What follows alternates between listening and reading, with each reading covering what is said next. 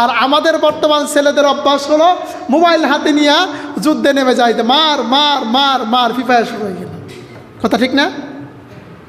সাহাবাই কেরামের তীব্রতা ছিল যে আল্লাহর দ্বীনের জন্য অস্ত্র হাতে নিজের জীবন দিয়ে দেব, যুদ্ধে যাব।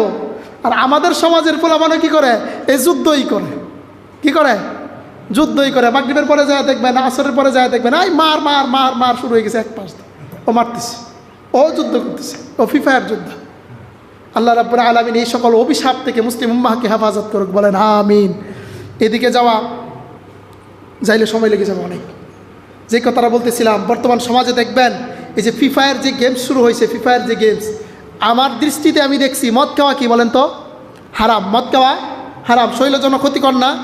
আমি হিসাব করে দেখছি বর্তমানে এমন একটা পরিস্থিতি দাঁড়াইছে, মদ খাওয়ার চেয়ে বেশি ক্ষতি করতেছে পোলাপানের এই ফ্রি ফায়ার গেমস। না মাথা ঠিক আছে, না চোখ ঠিক আছে, মানে ওর কোনো উদ্দেশ্যই নাই। ও জীবনে কি করবে? ও কি কাজ করবে না লেখাপড়া করবে? ও কি করবে? ওর জীবনে কোনো উদ্দেশ্যই নাই। খাইতেছে, ঘুরতেছে, ফিরতেছে, গেমস খেলতেছে, বাস শেষ। কথা এরকম না? যাই হোক, আল্লাহ রাব্বুল আলামিন আমাদেরকে এই সকল অভিশাপ থেকে হেফাজত করুক। আবারও বলেন আমিন।